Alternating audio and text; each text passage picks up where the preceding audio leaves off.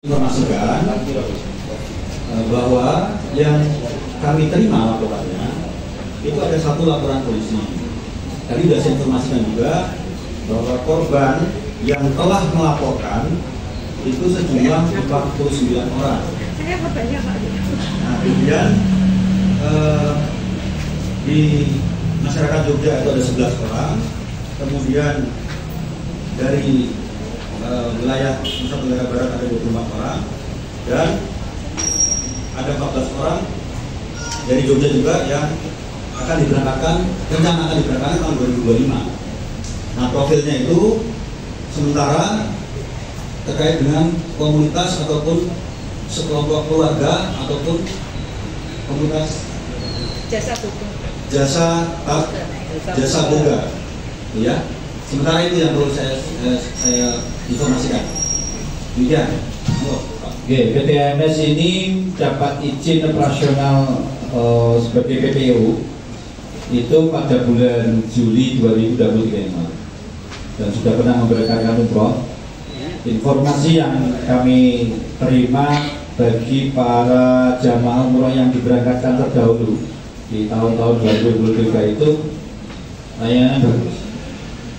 Tetapi kemudian ya kami tidak bisa lalu kemudian mengawasi setiap saat bahwa ternyata bisnisnya kan tidak hanya umroh, birunya tidak hanya digunakan untuk travel umroh tetapi juga kepentingan yang lain. Nah, lalu kemudian baru di 2024 kemarin di akhir-akhir 2024 di bulan-bulan September, November sampai Desember ada kasus ini lalu kemudian memang menjadi layanan kurang bagus. Tetapi di awal-awal info yang kami terima dari masyarakat di 2023 itu bagus. Jadi waktu itu memang rekomendasi. Ya, kita nggak tahu setelah betul layanan bagus ya kemudian kalau kemudian ada disalahgunakan. Nah, ini yang saya kira memang perlu kita waspadai seperti itu. Kami informasikan pada rekan-rekan sekalian bahwa Direktorat Reserse Kriminal Polda ini itu menangani perkara ini berdasarkan laporan korban yang tidak berangkat haji, tidak berangkat umroh. Mereka sudah melakukan pemesanan, kemudian sudah membayar lunas, kemudian dijanjikan untuk diberikan fasilitas atau kelengkapan dan berangkat, namun tidak berangkat. Nah, penyidik dalam hal ini mendalami ataupun melengkapi unsur-unsur perbuatan penipuannya adalah bahwa kondisi yang dijanjikan oleh pelaku ini tidak terlaksana. Ya, jadi itu yang kita dalami, Pak. Itu. Kemudian yang kedua, artinya begini, Pak, kan mungkin satu biro dapat 100 ya setahun. Sementara yang dapat, apakah mereka akan menjual ke? Oke, nanti itu mungkin kami tidak ke sana. Jadi karena ini PT kemudian unsurnya adalah penipuan pengelapan, sementara kami tetapkan satu. Ya. Nanti update selanjutnya akan kita informasikan lebih lanjut. Siapa yang membantu ataupun siapa yang terlibat dalam peristiwa perbuatan pidana. Itu, Mas. Ya. Motif pertama adalah motif investasi yang telah dilakukan proses penegakan hukum berupa penyidikan dan penetapan tersangka oleh rekan dari Polres Kulon Progo. Jadi laporannya tentang investasi atau investor kepada PT tersebut terkait dengan proses bisnisnya. Nah, yang kedua motifnya adalah perjalanan pemberangkatan umroh atau jemaah. Nah, ini ditangani oleh Direktorat Reserse Kriminal Umum. Terkait dua motif ini, kalau ada pertanyaan-pertanyaan selanjutnya, kami seperti yang disampaikan Pak Kabid Humas, kami sudah membuat posko pengaduan. Proses penyelidikan ini baru kami lakukan di bulan Desember dan sekarang masih berjalan. Tentunya kami mohon doa dan dukungan dari rekan-rekan media dan seluruh masyarakat Jogja untuk segera menuntaskan perkara ataupun berkas perkara ini, dan apabila masih ada korban-korban yang belum terberkas atau belum prosesnya, silakan melakukan pengaduan di posko kami. Demikian. Ada 18 biro perjalanan ibadah haji khusus Dan banyak lagi terkait dengan biro-biro yang itu hanya perwakilan dari Jakarta. Dan Bapak Ibu ketahui bahwa hari ini era media sosial, sehingga biro-biro tersebut sangat mudah untuk menawarkan agen perjalanannya untuk bisa umroh di tanah suci Mekah maupun Madinah, baik di Instagram, di Facebook, dan apalagi sekarang TikTok luar biasa.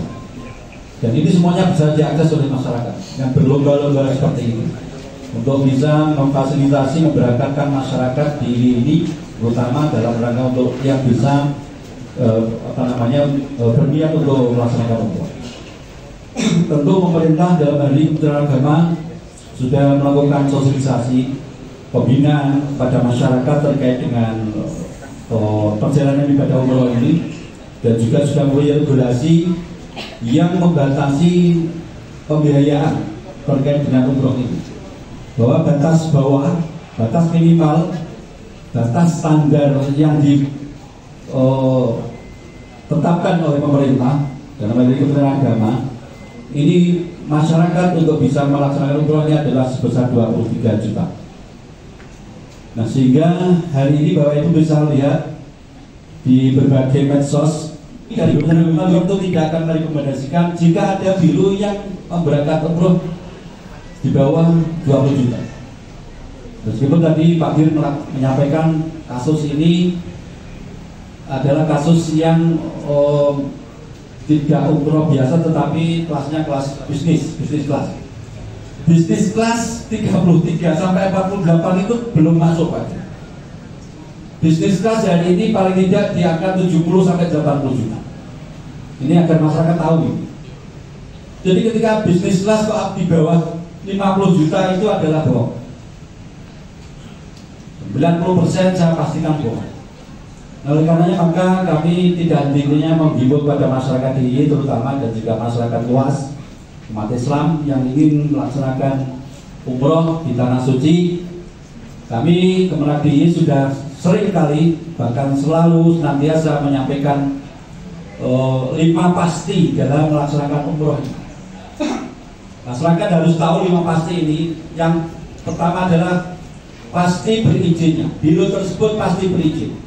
Karena sekali lagi tadi saya sampaikan, di sini ada 130-an biro umroh yang ada di DIY, belum yang wakil atau cabang dari Jakarta. Sehingga kalau ada yang hanya cabang di DIY ini, kita tidak bisa mengetahui apakah itu berizin atau tidak. Maka pastikan sebelum mendaftar umroh, biro itu adalah berizin dari Kementerian Agama.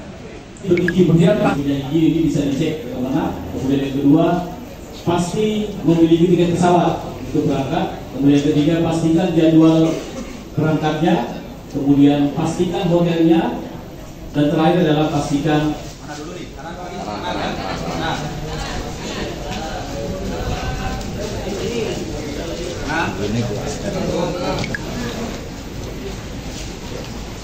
kita ke mobil ya.